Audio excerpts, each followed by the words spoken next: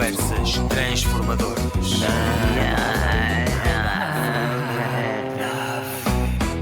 Podcast do Maior.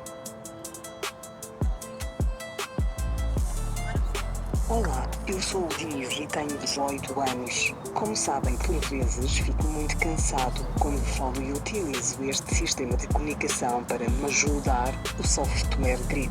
Bem-vindos ao podcast Nada a Ver. Número 7.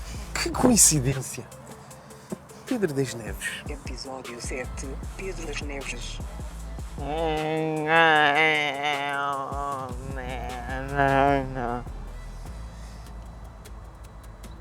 Quem é o Pedro? Quem é o Pedro? Quem é o Pedro? Aproveito para dizer, sendo este o podcast número 7, é engraçado, não é? Porque o Pedro Neves, se pegares no Neves e virares ao contrário, é Seven. Eu sempre tive uma afinidade Bem aqui com o visto. 7 e agora o podcast número 7 prova isso. Vocês não sabiam, eu não sabia e pronto. Está tudo alinhado. Está tudo alinhado. É engraçado e arrepiante ao mesmo tempo. Bom, quem é o Pedro? Epá, essa pergunta é muito profunda. Né? Por mais simples que pareça, o Pedro é para responder de maneira formal, né? Número do BI, coisas assim. Não. Não. Querem o Pedro em termos de alma, né? Exato, Pá, exato. o Pedro. É para contar histórias ou... É o que tu quiseres, nós estamos aqui para te ouvir. Portanto, o que tu quiseres contar e partilhar connosco, a gente agradece. É tão simples a pergunta e complicada. Quem é o Pedro? Pá, o Pedro é um rapaz perdido, sei lá, na imaginação, se calhar. Se calhar não, é mesmo. E quê? Não sei, eu não consigo responder de uma maneira que não seja muito egocêntrica, mas tem que ser, não é? Não, tens que ser egocêntrico. Tem que ser egocêntrico. O Pedro é muito curioso, sem dúvida, explorador, gosta de arriscar na arte e na vida também um bocadinho, sem hipótese, sem ter perigo a vida, acho eu. E o Pedro é amigo dos outros, muito amigo, solidário e quê mais? Podes me interromper e fazer outras perguntas, que é para eu perder um bocado o tempo de antena e depois fazer um reboot. Podemos fazer outra pergunta? Podes Achas fazer. que o Pedro já respondeu a esta? Podes fazer e depois eu Já. se eu me lembrar do que é que sou, Então vamos mais lá coisas seguir, que sou, vamos eu lá respondo. seguir.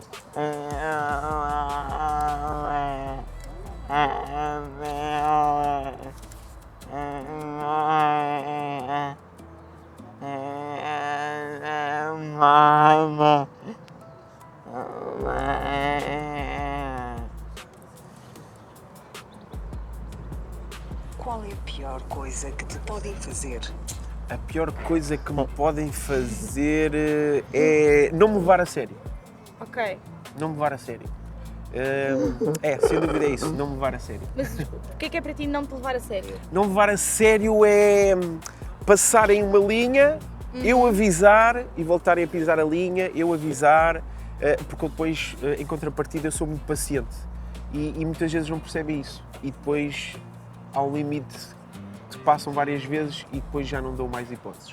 Ok. Viro as costas, depois de avisar muitas vezes. Sou muito És parecido com o tolerante. Dinis. Sou muito tolerante. E é em diversos aspectos da vida, né? Mas sim, não me levarem a sério. Ok. Achas que está respondido? Eu acho que o Pedro respondeu bem.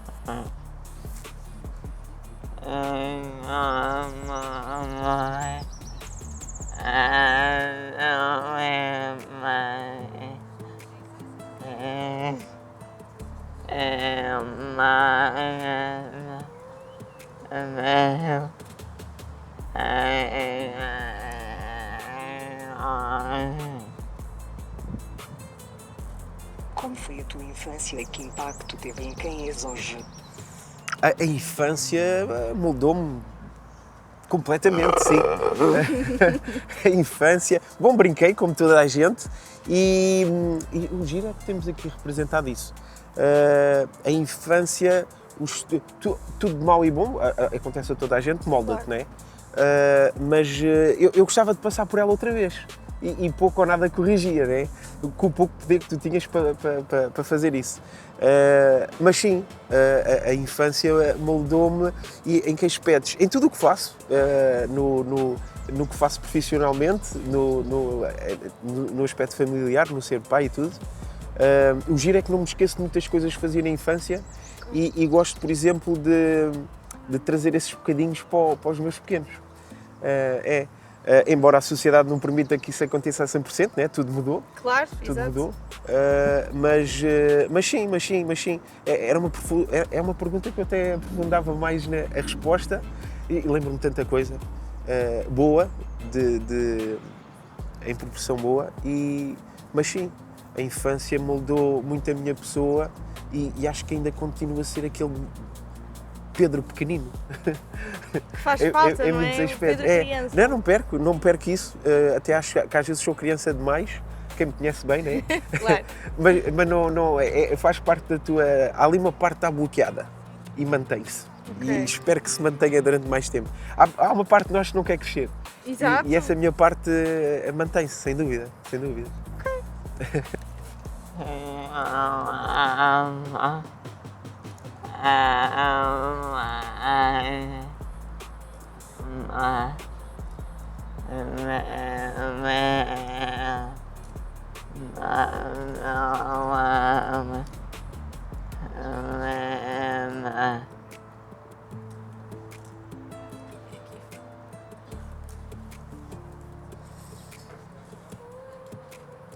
Qual foi a fase mais difícil da tua vida?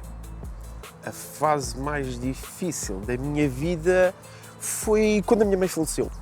Faleceu muito cedo e numa altura em que eu queria lhe provar que ela tinha feito um bom trabalho. Tinhas que idade quando a tua mãe faleceu? Já era velhinho, tinha 21.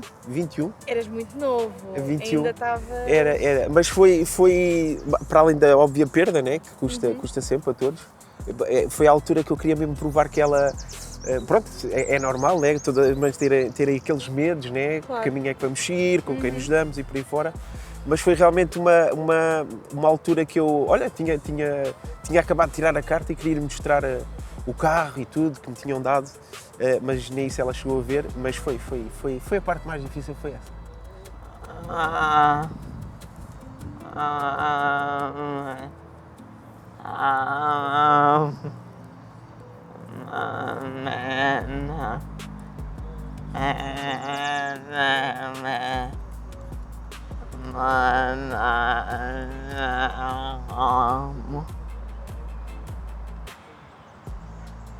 Houve algum momento-chave que te fez mudar de rumo ou acordar?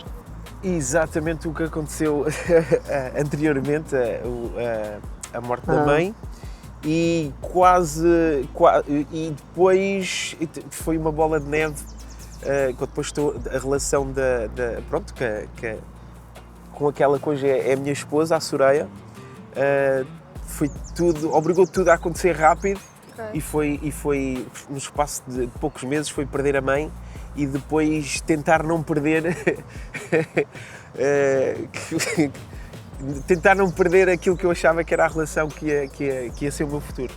Ok, tiveste aqui que fazer um jogo de... E agora? O que é que eu vou fazer? Foi um jogo tipo não teres tempo para chorar quase. Ok. E depois lutar mesmo com unhas e dentes por aquilo que seria o futuro e felizmente é. Sim, o falecimento da mãe foi tudo ao mesmo tempo. E cresceste com pai ou sem pai? Não, sem pai. A minha mãe e pai é a minha mãe e pai. É a referência, É não a minha é? tua referência. mãe.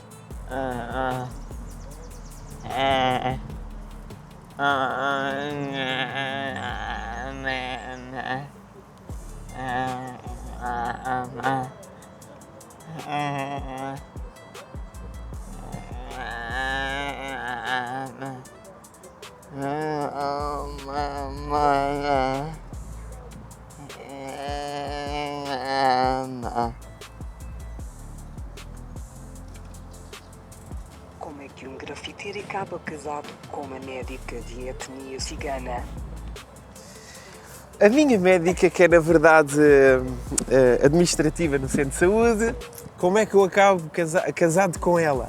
Epá, essa história, se tiveres 2 horas, e é resumida. Não, mas pode ser. Explica-nos lá um bocadinho como é que foi esta junção.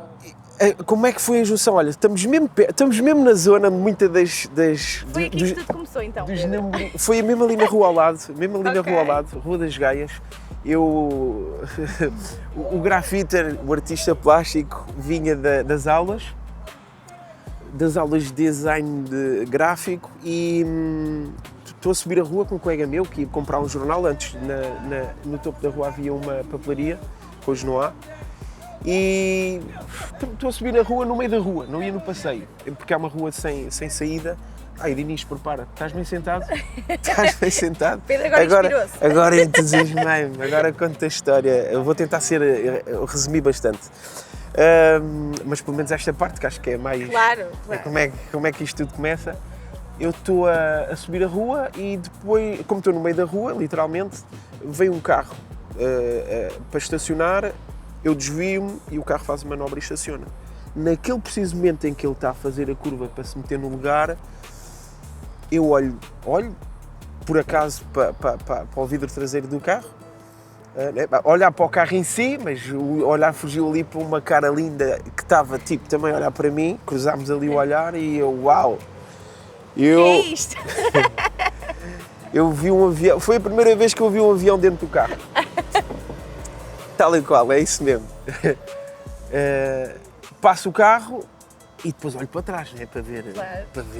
para ver o avião cá fora.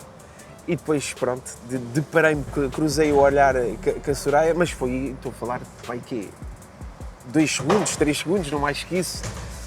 E ao mesmo tempo percebo que é uma família de etnia cigana.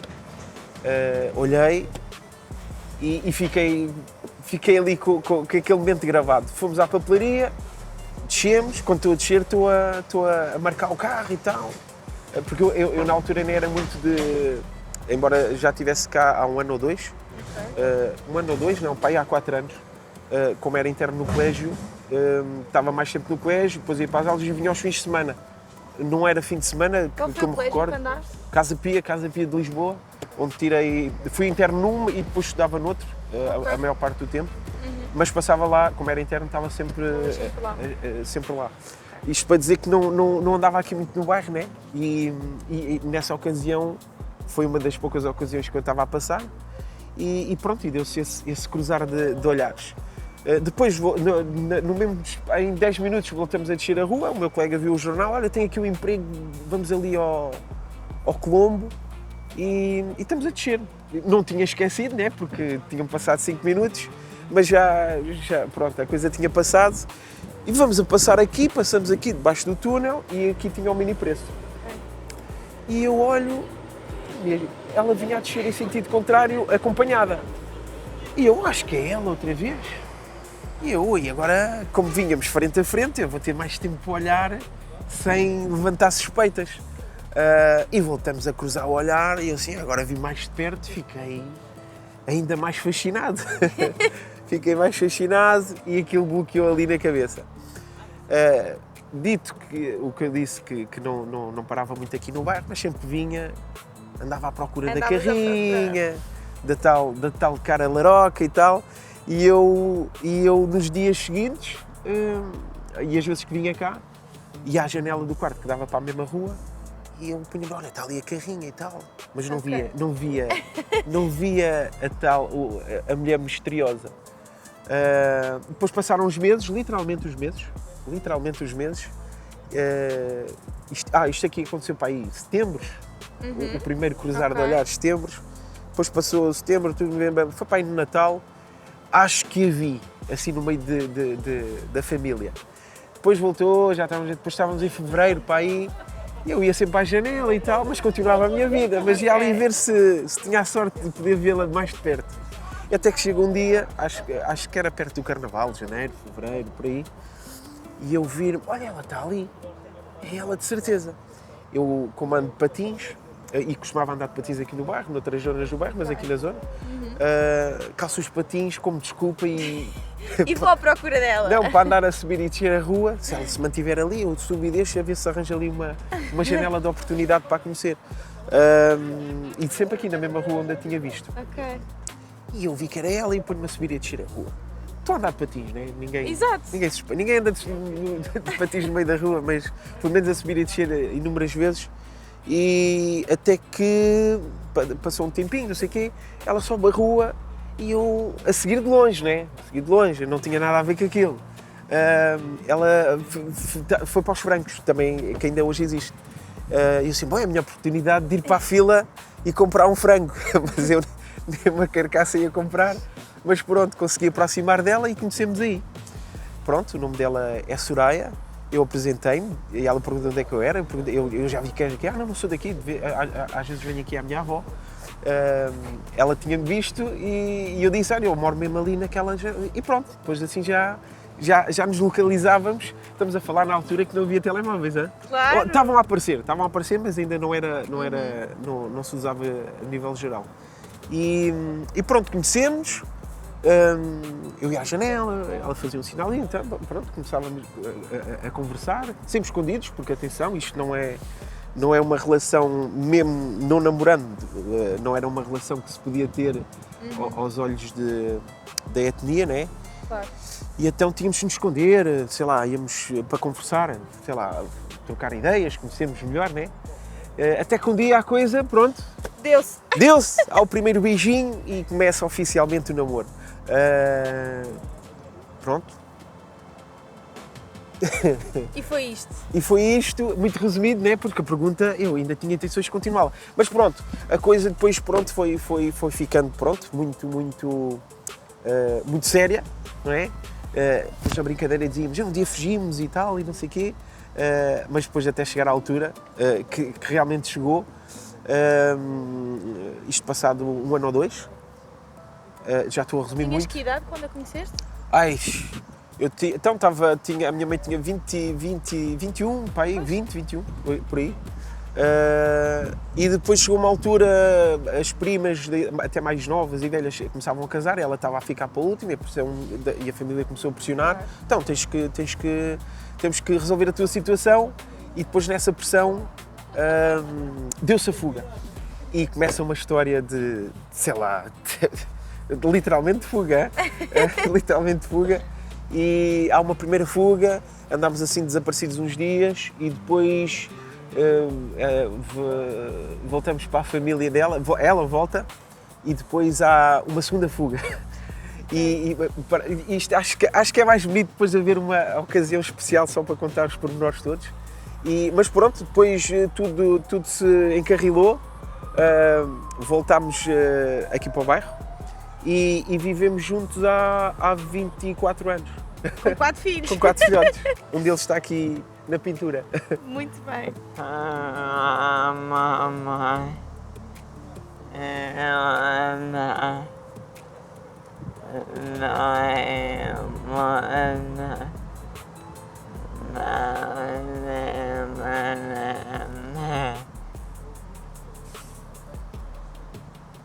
Como foi juntar dois mundos tão diferentes numa só relação? Juntar os dois mundos diferentes, que são realmente diferentes, e percebemos isso quando nos juntamos, não é? Maneiras de pensar, tudo completamente diferente, e nem eu e outro percebia a diferença até começarmos a viver juntos. Como foi juntar? Foi ceder de um lado e ceder do outro. Tentar-nos perceber, aceitar, mudar hábitos de um e do outro e criarmos os dois juntos o nosso próprio ecossistema para nos não foi fácil, atenção. Pensávamos que tínhamos passado pelo mais difícil, que era convencer a família, claro. e por aí fora, mas na verdade foi mesmo juntar a diferença de um e do outro, da educação, Enquanto casal, e da educação que ambos tínhamos, completamente diferente. Superar isso realmente foi o maior desafio como casal. Embora a luta que tivéssemos ajudou a lembrarmos que foi difícil chegarmos a este ponto, e manter foi muito mais difícil, mas toda a luta anterior ajudou muitas vezes a parar, pensar e ajudou a continuar. Mas superámos super bem durante muito tempo. E hoje brincamos com as diferenças um com o outro e abraçamos totalmente E isso é que é totalmente. bonito. E é isso que constrói uma entidade única entre os dois.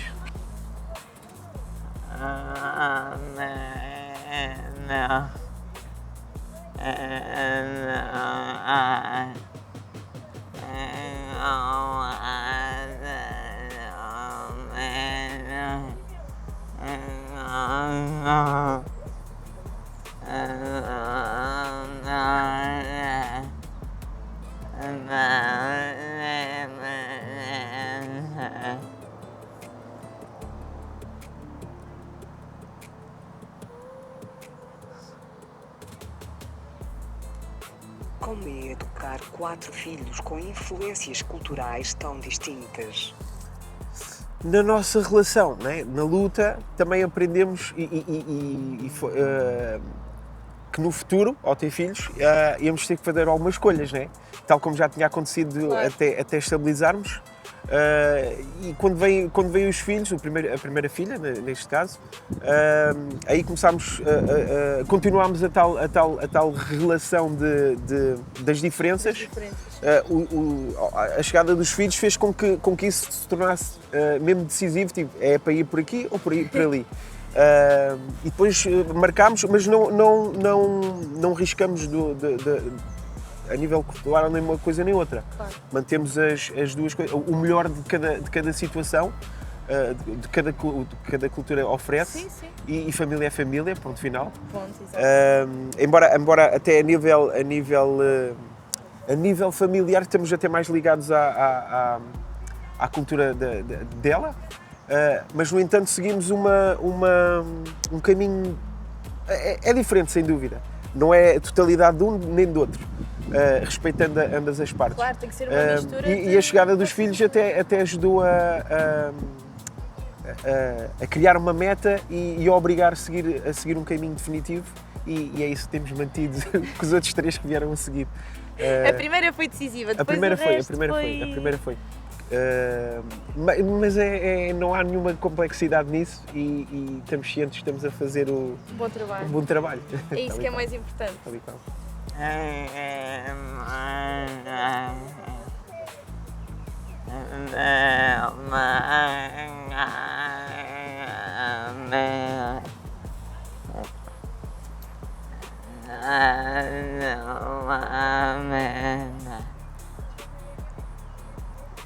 Que importância teve a Casa Pia e a relojoaria na tua vida? A Casa Pia e a relojoaria na minha vida tiveram muita importância, visto que a relojoaria aconteceu depois por acaso, mas ir para a Casa Pia como interno foi uma luta da minha mãe para ela ter a certeza que podia dar mais alguma coisa. Neste caso foi segurança. Ok. Segurança, não ficávamos sozinhos em casa, que eu adorava ficar sozinho em casa. Mas mais tarde, à medida que ias crescer, ias querer ir para a rua, e no bairro o caminho não é certo que sigas um mau caminho, não é? Mas a probabilidade é grande.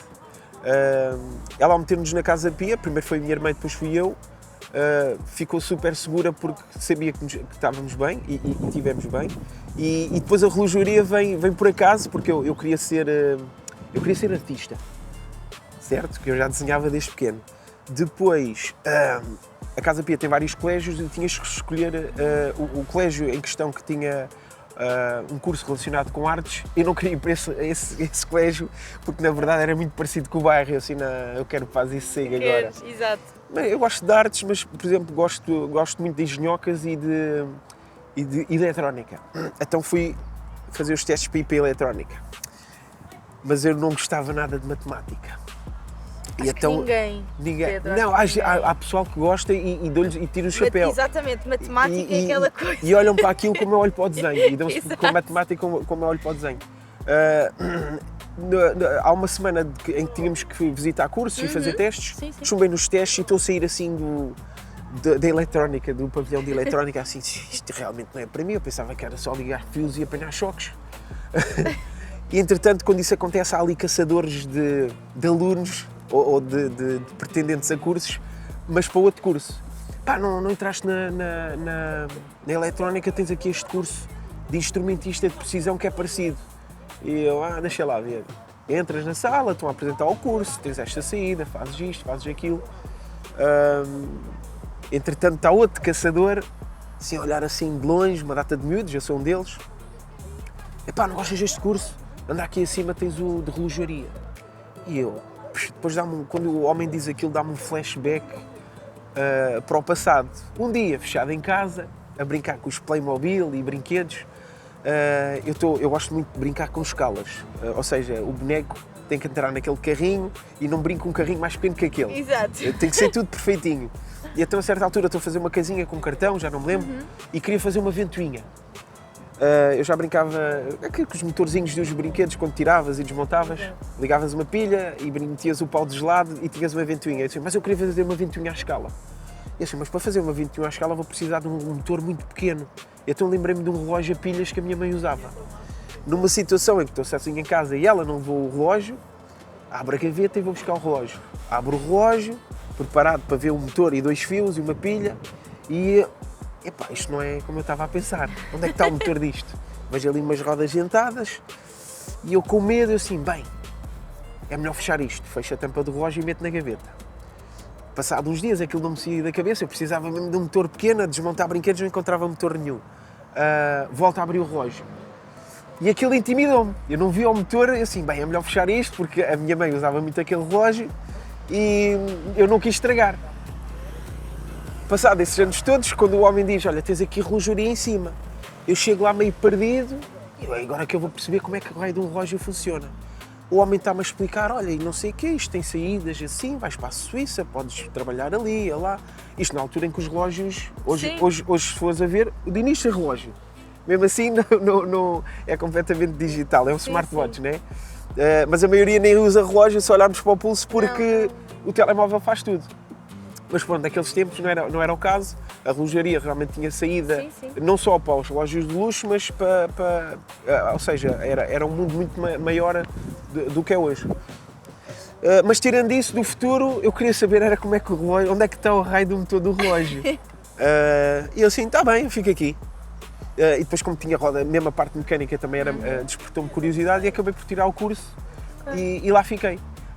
Fiz o 7º, 8º e 9º de relojaria, continuei para o nível 3, que era o que dava equivalência ao 12º, mas no 10º ano, já do nível 3, que era o que havia antes, eu estou ali meio coisa, gostava da relojaria, mas em termos de arte estava aqui, porque no colégio, no internato, eu tinha um colega meu, que era o Hélder Pires, que estava a tirar artes no outro colégio, que era a Rainha Dona Amélia. Então, embora eu estudasse relojaria, eu sempre disse que tirei 2 cursos em simultâneo. Eu desenhava, depois os meus colegas eram assim, os meus colegas de internato. Sim. Havia diversas idades, diversos cursos a serem tirados e até aprendíamos uns com os outros e tal. Não tirávamos cursos, mas o Hélder chegava, Neves, olha, eu agora vou usar estes pincéis e não sei o quê, estes lápis, e eu, é... E eu tentava ir comprar igual, mesmo que fosse mais pequeno, mas para experimentar a qualidade. E punha-me a desenhar, tchau. E até que aparece o Dragon Ball. Conheces o Dragon Ball, Dinis? Não conheces o Dragon Ball? Não é do tempo dele. Mas ainda hoje acho que pesquisar Dragon Ball no YouTube. Ele veio depois. Ainda hoje há. Mas pronto, aquela é a altura em que realmente aparece e há uma explosão de fazer desenhos disso. E é nessa altura que eu desenhava, mas é nessa altura que eu começo a pintar. Até por causa do Hélder, olha, vou pintar com isto, vou pintar com aquilo, eu por curiosidade de experimentar, e eu, isto é outra coisa. Exato. E então, à medida que eu tirava o curso de relojaria, continuava a desenhar, sempre a pintar. Até que no 10º ano eu estou a seguir os passos da relojaria e vejo um cartaz assim muito grande, onde hoje o Samuel atrás da câmara está a dar aulas. Curso Design de Interiores e Equipamentos, ano letivo, que era o ano letivo a seguir, não me recordo, acho que era 96, 97 ou 97, 98. E eu, é isto. Agora, não, é isto, assim, mas agora não, agora que eu endireitei a minha vida para a relojaria. Agora, eu ia para a relojaria, já estou no curso espera aí. Vai baralhar aqui um bocadinho. A não ser que eu chumbo. Dinis, sempre fui bom aluno, tinha boas notas, ali uma média boa, 15 ou 16 na relojaria, mas entretanto eu tentei fugir da matemática e a relojaria era cheia de matemática, tecnologia de relojaria, a matemática em si, a física-química em si, tecnologia de relojaria, eletrónica de relojaria, tudo tinha matemática. mas por acaso nem bem, porque para mim era uma matemática lógica. Pois. Tens que fazer esta Fazia forma sentido, para calcular quantos dentes tinha esta peça. E eu, ok. Lógico. Agora só para chegar ao número por chegar eu É isso. eu bloqueava. Ali fazia sentido e até me safava. Entretanto, como eu dizia, a parte da arte estava sempre ativa e vejo aquele cartaz. Eu estou tramado, meu. Isto é que era para mim, este é o meu mundo. Chego ao colégio, internado, e falo com o meu educador. Ei, olha, tem um curso que vai aparecer no próximo ano letivo e tal, desenho e design, e aquilo é para mim. E ele, nem pensar, então tu és um bom aluno na relojaria, já tens o futuro traçado e não sei o quê. Mas já matei a curiosidade que eu tinha a matar, eu queria era aquilo. Nem pensar, põe-te lá aí fino e tal, e porta-te bem, não sei o quê. E para já, estás no 10º ano, já é impossível, tens que... E eu assim, tenho que ser manhoso. Chumbando, eu sabia que possivelmente dava para isso acontecer. Até que peguei nas disciplinas que tinha matemática e faço uns testes assim com pouca vontade e chumbo. E eu, ei pá, chumbei. No fim do ano havia sempre uma reunião para ver os educantes que tinham chumbado. Quem chumbasse não ia para colónias de férias, ou tinha um castigo assim, Sim. assim mais coisa. Então era eu num grupo dos que tinham chumbado, já não me lembro quantos eram, mas imagina que eram uns 4 ou 5, eu era um deles. Os outros todos tristes, ei pá, tu não vais para colónia, tu não... Sou Pedro! E eu, diga, afinal conseguiu o que queria, não é? Você chumbar para nós não é normal, que eu nunca tinha chumbado, nunca tinha mostrado sinais de chumbar, nem, embora na matemática ao longo dos anos tinha sempre ali uns altos e baixos, mas passava sempre ali à risquinha. Se passasse com uma nega, era sempre a matemática, ou alguma disciplina que tivesse. Então, olha, você vai trocar de curso, mas tratas tudo as papeladas todas, e eu, obrigado, preencher papéis, entregar papéis e não sei o quê, e troco de curso. E aí fui peixe era peixe na água. Tanto que as minhas notas, sendo boas antes, subiram drasticamente e não tinha nada a ver. Aquele era o meu mundo, definitivamente. E hoje a relojaria, mesmo assim, tendo trocado de curso, a relojaria revela-se em... Ainda não tem, mas eu faço peças, ou tento criar peças em que há movimento, parcialmente tem sempre uma coisa que se mexe, ou se depois tiverem a oportunidade de ver a minha página das Neves Arte no Instagram, e se tiverem paciência, tem lá uma peça ou outra que se mexe, ou seja, eu consegui unir o desenho à relojoaria e hoje é isso que me distingue em termos de criação.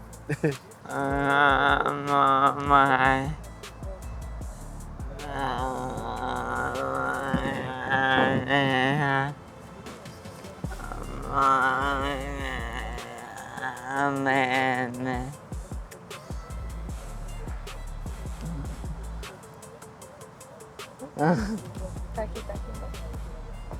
E como se vai da relojoaria para o grafite? Como se vai da relojaria para o grafite? Eu normalmente até não me considero grafiter, porque um grafiter, como é que é de explicar? A nível geral as pessoas pensam que pintas com lata fazes grafites, mas não é bem assim. Sim, é tudo muito mais do Tu que podes isso. fazer um grafite com um trincho em rolo, sem nunca pegar numa lata. Portanto, não é a técnica que define se és grafiter ou não. Claro. A técnica que usas. É realmente o ser writer, isso aí é que é. E eu não me considero writer. Comecei como sendo, até o meu primeiro grafite, que é realmente um grafite, fiz na Casa Pia, no skatepark, e pintei uma rampa. Isto por pressão até de um trabalho já no curso de design. O grande professor que eu tive, que era o Vitor Higgs, obrigava-nos a soltar e a descobrir coisas, e ele uma vez chega à sala e diz: hoje vão todos fazer um grafite. Para espanto de muitos e tristeza de outros, eu assim, grafite. E 2 colegas meus olham para mim e dizem: agora é que quero ver se tu és writer e não sei o quê, porque eles faziam realmente grafites com lata. E eu estava sempre a chateá-los: desenhas tão bem, porque é que não fazes uma coisa como deve ser? Tu não percebes, o grafite tem que ser assim, ser na coisa e tal, o lettering, e não percebes. E até que chega esse dia e o professor diz: vamos fazer um grafite. E eles ficam a olhar para mim, tipo, agora é que vamos ver se tu és um dos nossos. A testar. E eu vim para eles: é? Está bem. E até por pressão, eu fazia um boneco que era na altura dava-lhe o nome Dice.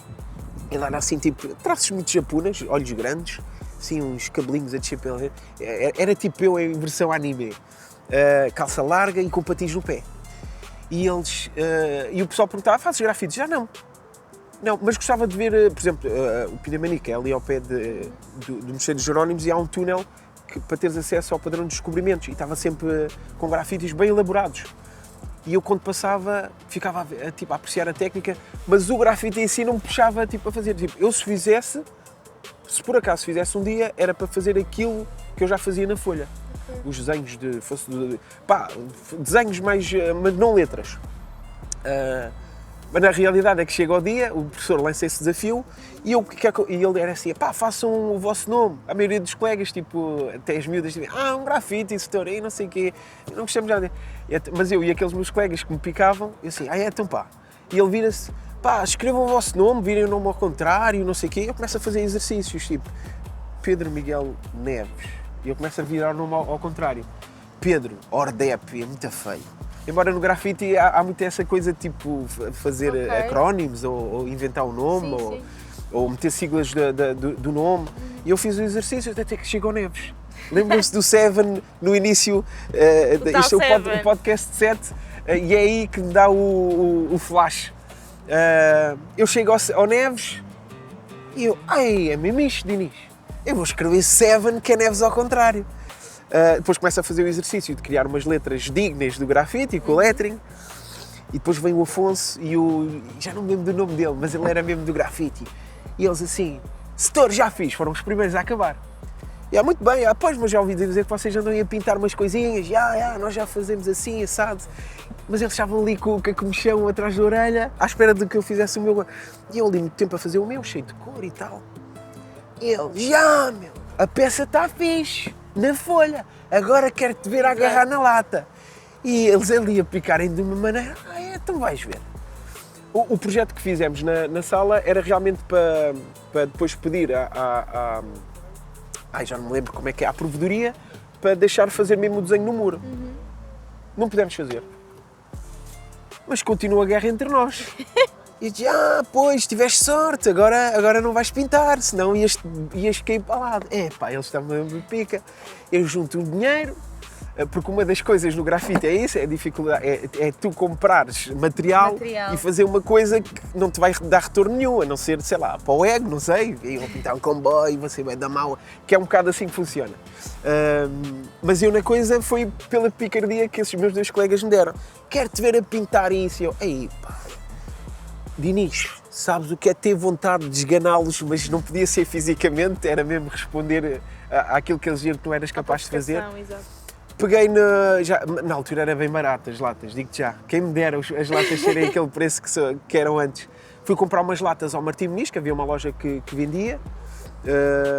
Compro as latas, 2 azuis, 2 brancas. E faço a minha peça. Fiz a peça e eu assim, isto é difícil para caraças. É a mesma coisa que pintares num extintor e tentares fazer uma assinatura numa folha. Exagerei, mas é parecido com isso. Okay. Carregavas e a tinta saía maluca por todo o lado, querias dar um efeito, não tinha nada a ver com lápis. E assim que eu faço aquilo, acaba aquilo, já está. E eu assim, até não correu mal, mas fogo. E eu olhava para outros que tinham mais experiência não, a minha luta agora vai ser isto, dominar a lata. E o pessoal começou a ver, até correu bem. Veio os meus dois colegas e assim, tudo o que era defeito, eles apontaram, estás corrido aqui, não é assim que se faz. Mas até nem está mal. Eles para dizer aquilo, que eles era mesmo fazer assim, motivou-me assim, mas motivava mais a guerra que eu tinha. A picardia. Que eu peguei dali em diante e pensei, eu vou dominar a lata. Porque eu depois via aqueles que eram feitos no túnel, aquilo, desculpa lá, é preciso ter unha. E então a minha guerra foi essa. Sempre conseguia, juntava dinheiro, comprava latas. No colégio, depois onde era interno, comecei a mostrar os meus resultados. Fazes grafites. Olha, vai haver uma festa assim, temos lá uma lona para pintar. E eu, pumba. E depois pedi autorização para pintar o muro, fiz lá os bonequinhos, tudo. E depois é um processo que eu percebi que era um processo só que a experiência é que ias ficar bom. Pois. E já nem pegou grafite, para ti o grafite foi um escape. Isso já é seguir, desculpa. E é assim que se vai da relojoaria para o grafite. E realmente foi grafite o que eu fiz inicialmente. porque era escrever o nome, o Seven e tal, e depois comecei a conhecer pessoal que também fazia, mas eles vinham sempre até ter comigo, epá, anda connosco e tal, fazes um bonequinho teu, depois comecei a conseguir fazer o meu bonequinho, à medida que ia controlando mais a lata e por aí fora. E dominares a arte da lata. Dominar a arte da lata.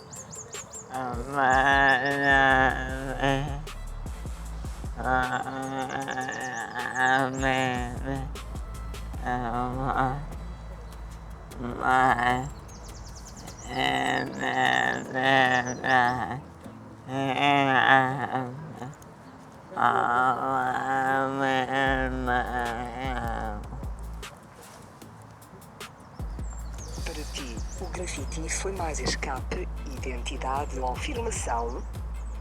Foi exatamente as três coisas. Ok. Exatamente as Foi três onde coisas. começaste, não é? Exato. E na altura, se calhar na altura a minha mãe ainda era viva quando eu começo e é um escape, mas é um escape e havia muitos perigos disso, atenção. Muitos perigos mesmo, muitos perigos. Eu nunca fui influenciável, nunca fui. E ainda hoje, que a idade que tens, ainda mais se afirma isso. No entanto, não eras obrigado, né? Não é, como é que dizer isto, sem ofender ninguém. O grafite envolve sempre também pessoas e jovens, né? Que ao tentarem se escapar e tudo, começam a ir por caminhos que levam para maus caminhos, estás a ver? Claro. Mas eu sempre no meio, o pessoal tipo assim, fazes grafite, então fazes isto. Eu desculpa, Dinos. Não, por acaso não. E ficavam assim meio que, não, mas tens que fazer. Não tenho que fazer. Não tenho que, não tinha. Não tinhas. E nos grupos onde eu entrava, fosse temporariamente, o pessoal que me conhecia, muitos já eram da escola, e tipo, não, mas ele não é dessa onda. Mas ele faz grafites, tipo, e o que é que tem a ver? Ele não tem, sem dizer muito, vocês percebem, né? Exato. Eu, não é a onda dele. E o pessoal ficava assim muito em coisa, e mas ele faz bem grafites. Eu, não, imagino se ele desse nicho naquilo. Não. E como eu costumo dizer, ainda até se associa muito ao coisa dos carros, não, é tudo de origem. E eles dizem, a sério? E o pessoal, mesmo, eu percebo a maneira de vestir. Sim. Infelizmente, essa ainda hoje muito estigma, não é? O estigma é tipo, de onde tu és e o que fazes, tens de fazer aquilo. E eu, não, de tudo, só faço isto. Mas mesmo o pessoal que supostamente até devia aceitar que não são todos, né? Exato. Eu disse, não. E então a afirmação que tu fazes na tua pergunta até foi mais afirmar mesmo no seio da comunidade, vá. E até percebi que, tipo, em termos de aceitação, tipo, mano, tu não, eu não. E só, às vezes, fazer só o grafite não chega. Claro. É estranho, mas é verdade. Sim. E eu, não, mas eu sempre segui aquilo. Portanto, é afirmação, é escape e sublinhar a tua identidade, estás a ver? Um bocadinho daquilo que tu és. Tal e qual. E eu até dou como recado, tipo, faz aquilo que tu queres. Não digo, não façam tudo, porque há coisas que são óbvias, estás a perceber? Há coisas que são óbvias. O pessoal diz, eu controlo tudo, não controlas tudo. Exato. A melhor maneira de controlar é não começar. Ironicamente, no grafite, estás a ver, eu podia tipo continuar, mas o meu desafio manteve-se. Eu quero fazer aquilo que faço na folha. Pessoal, temos que ir fazer um bombing e coisas assim. Eu fazia logo contas à vida. Vou gastar 30 euros em lata, fazer aquilo, vou gastar o material, vou tirar a foto à noite, não vai ficar grande coisa. Não, vou à escola, deixam-me fazer lá no muro, gasto os 30 euros e faço um boneco com calma e exploro a técnica com calma. E foi esse foco que manteve e provavelmente o que me safou. É isso, exato.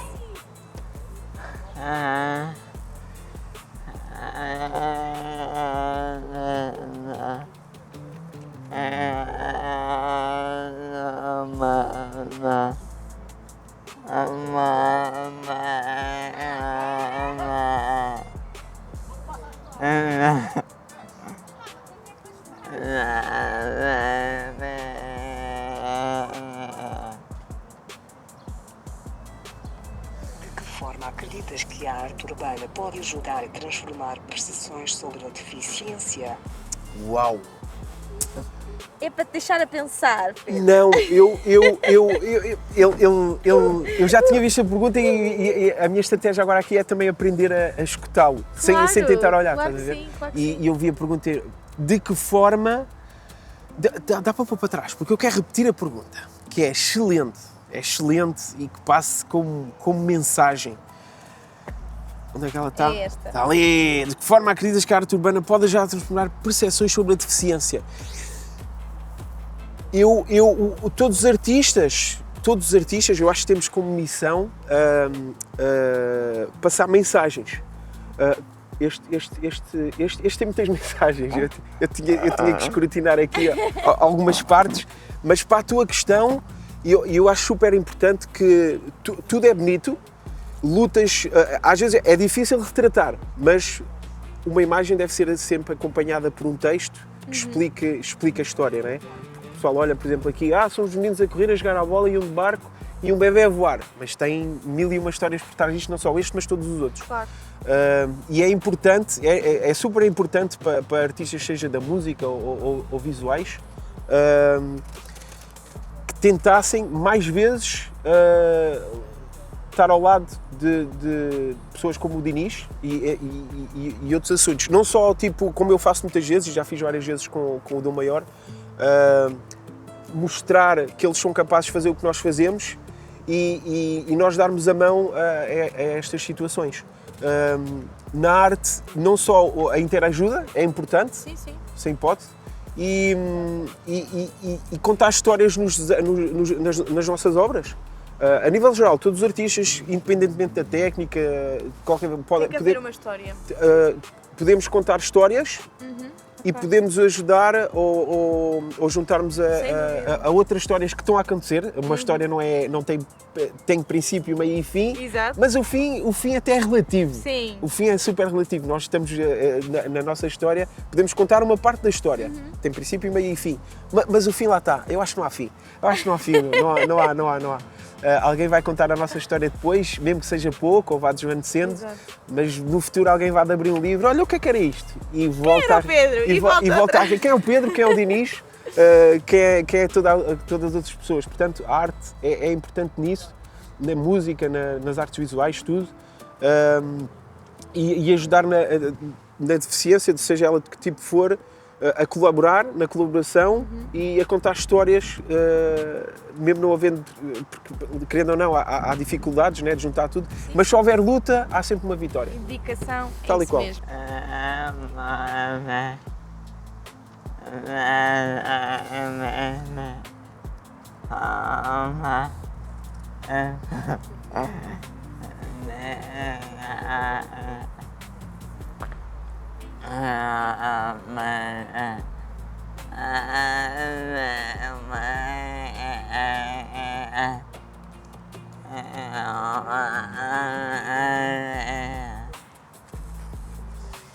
o primeiro.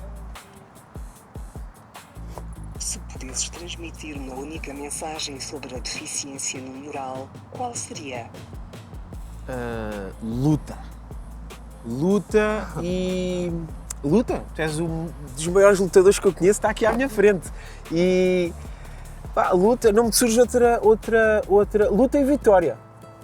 Pequenas vitórias, grandes vitórias, mas acima de tudo a perseverança e a continuação. É a vontade de viver. É verdade. Retratar. E eu, por exemplo, nas minhas peças eu gosto que há quem acha, é muito colorido, assim, a cor para mim é vida, movimento, daí a juntar a Movimento e cor, relojoaria exato. e dar literalmente Pois. movimento às peças. Ou seja, nas minhas peças eu gosto de celebrar a vida.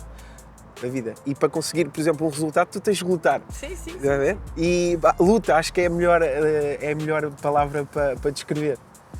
Nós concordamos, não é, Dinis?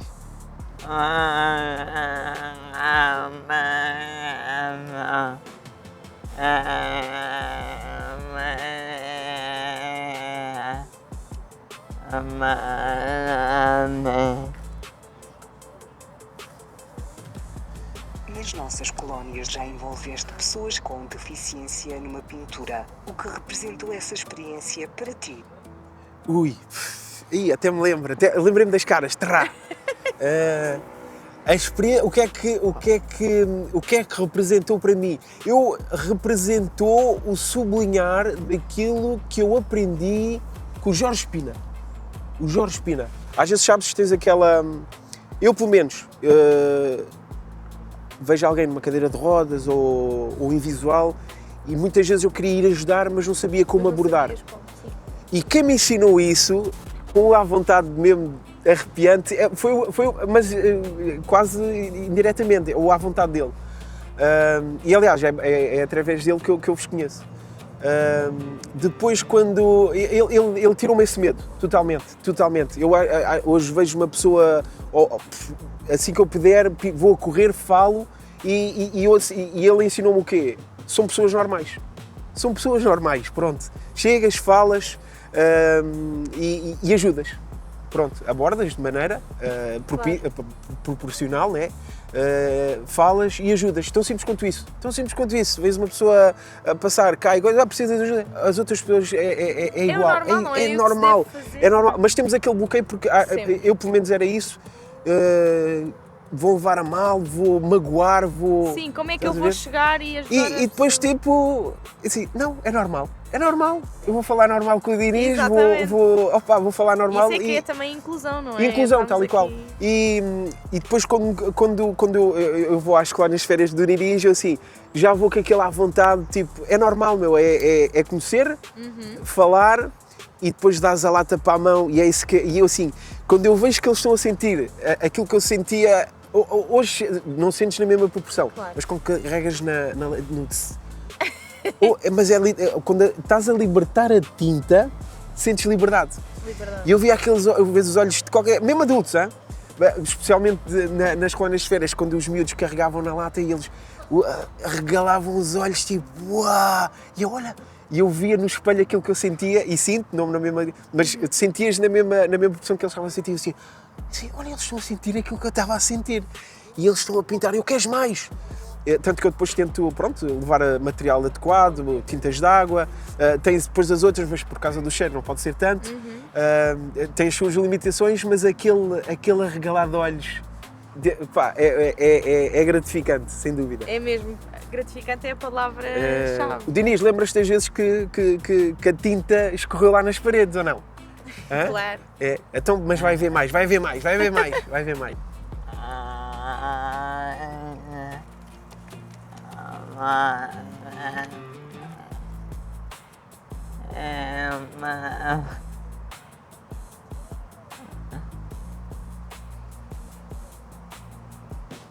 Comenta a frase: a arte pode amplificar vozes invisíveis. A arte... A frase diz tudo. Comentar a frase... comentar a frase é repetir a frase, basicamente. Ok, também concordas então com esta afirmação? Completamente.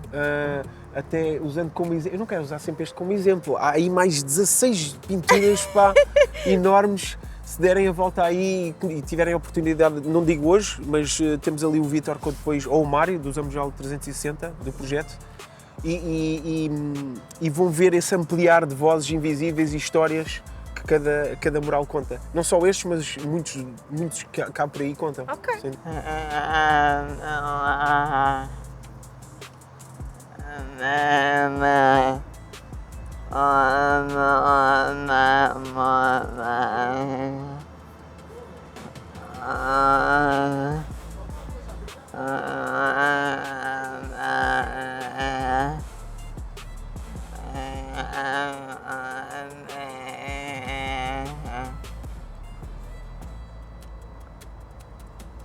Se a tua arte tivesse o dom de provocar uma mudança no mundo, que transformação gostarias de ver acontecer?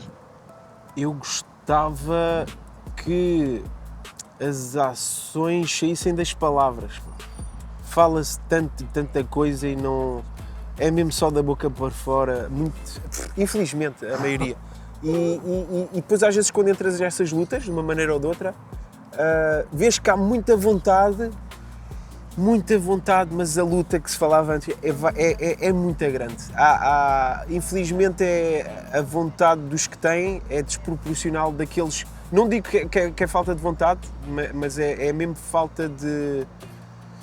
Falta de quê? De informação também não diria, mas lá está. O mundo funciona de uma maneira em que não permite muita gente abrir os olhos. É verdade.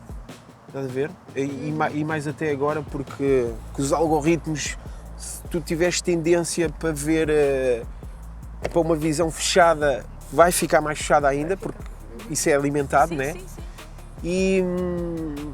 E só os curiosos ou corajosos, ou alguém, por um mero acaso, tipo, carregou num botão e houve uma mensagem, um vídeo que lhe fez ser mais sensível, a ver? Decidiu de alguma maneira, de maneira grande ou pequena, pá, meter mãos à obra. Meter mãos à obra pode ser só começar a seguir outro tipo de tendências, a ajudar, né? Às vezes, como se diz agora, um like é suficiente. Exato. Pá, mas mesmo que só carreguem likes, pá, de alguma coisa que traga positivismo, meu. Sim, que deixem efetivamente aquilo que tu disseste, tu- deixar as palavras. Tu e- quando tens e- filhos, tu pá, podes dar a melhor educação, mas o teu maior rival é a sociedade, meu, é a escola, não há hipótese. Portanto, Por mais que te esforces. por mais que te esforces, tu sentes mesmo que estás num braço de ferro com o mundo. É verdade. E tu sabes que, pá, vai ter que ser preciso, mesmo que escolhas tipo, o teu nicho de pessoas que te dás, pá, o mundo está aberto. É verdade. O mundo está aberto e, opá, ajudem, meu, se puderes só carregar num like, meu, carrega numa Ajudem-me. coisa que tenha lógica, meu, não alimentem ódios, isso alimentar o ódio, até ia agora aqui, pá, alimentar o ódio mete-me ódio, meu, É verdade. mas não, cada vez eu mais não queria, estamos aqui eu não com queria essa alimentar realidade. essa palavra nem usá-la, portanto deixa-me usar aqui um sinónimo, pá, um antónimo, pá, tragam paz, meu, tragam Yeah, ações. deixem o ódio, queremos paz. Há coisas tão ridículas. Pá, isto devia-se aprofundar tanto como a história que eu tentei de contar, mas esta não é para resumir, meu. Pá, mas há coisas que para mim é óbvio, não é preciso abrir o. Sim, sim. Pá, não vos leva a lado nenhum. Mas ainda não é E- óbvio para muita gente, não é? Pá, mas digo-te já, há o karma e aquilo que se calhar hoje alimentas de mal, se calhar vai-te bater à porta. Pode não ser hoje, pode não ser a ti, mas pode ser alguém, a algum Mas dos vai teus. bater. Mas vai bater, acredita. E pá, faz ao contrário. Faz ao contrário. Faz ao contrário, meu. Já chega. Meu. Eu outro. Não, meu. Chega. Mas é tanta coisa, né? Claro. Mas eu sem dizer nada, sem apontar nada, tu sabes o que é que eu estou a falar. Tu sabes, meu. Meu, carrega faz like noutra coisa. Isto já para dizer que é só fazer um like, faz like noutra coisa, meu. Segue outro partido, sei lá, meu. Nenhum é perfeito, não é? Isso vai nascer, se calhar vou eu tentar criar, não sei. Ou tenta tu, por exemplo. Yeah, faz isso, não é, Dinis? É, meu, luta de outra maneira. É. Vamos para a última pergunta. Eu pensava que era a última. Não, ainda não. Deixa, manda vir, Dinis.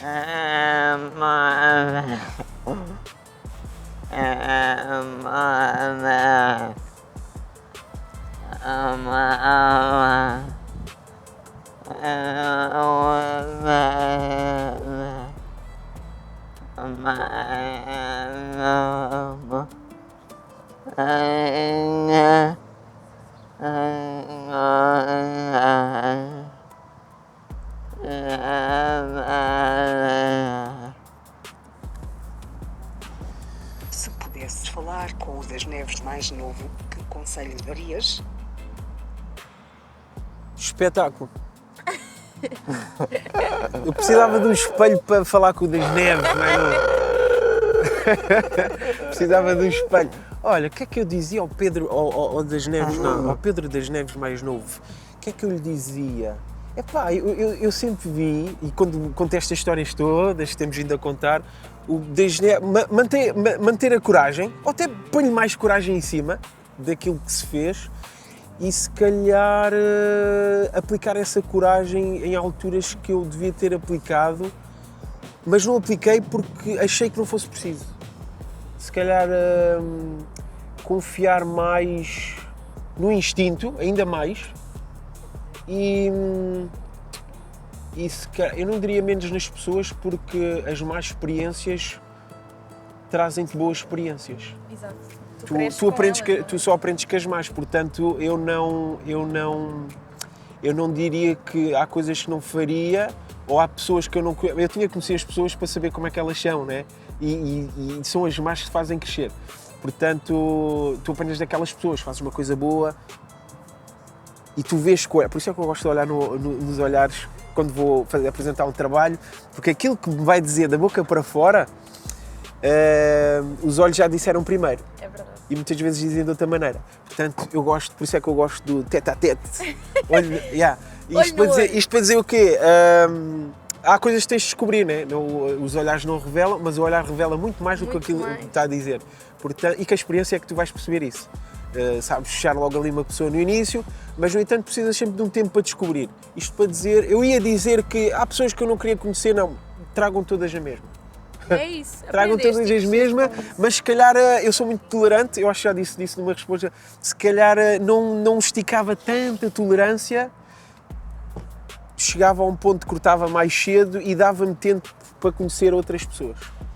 E relacionar-me com outras pessoas, que há de acontecer a mesma coisa, onde deixar de fazer parte do seu círculo, pelo bem e pelo mal. Sim, sim. Porque eu gostava de conhecer toda a gente, digo já, e é a vida. Mas, resumindo, o que é que eu dava, conselho é que eu dava ao das Neves mais novo? Continua assim. Continua assim, a aprender. Obrigada pela oportunidade. Até à próxima entrevista. Vai Obrigada! ver. Obrigado, Dinis. Obrigado, meu. E Muito obrigada obrigado mesmo. por terem vindo. O sol está bom, não choveu É verdade. e temos Abriu cores o sol. atrás de nós, cores com história. Dinis, tiveste tempo de ver, eu acho que se não for hoje, que seja noutra altura, de vir cá conhecer o bairro. É verdade. Aí o projeto Zambujal 360. E tu tens que vir. Nós temos que meter isto a andar de uma maneira diferente. Aliás, até te explico, como vês, temos aqui uma ciclovia, estás a ver? E as empenas foram escolhidas perto da ciclovia para facilitar mesmo a deslocação, seja de bicicleta, cadeiras de rodas, o que for. E tu podias ser tu tens que vir para aqui como embaixador, Dinis. Não sei se está a gravar, nem interessa, mas o Dinis tem que vir cá sublinhar. Senhor embaixador, vais falar, eu vou-te pôr ali em contacto com o Vítor, que é um dos cabecilhas aqui do projeto. Dinis, vamos pôr isto a andar. Fazer cavalinho por esta ciclovia fora. O que é que tu dizes? Sem tabu, tecla 3, verdade, conversas transformadoras.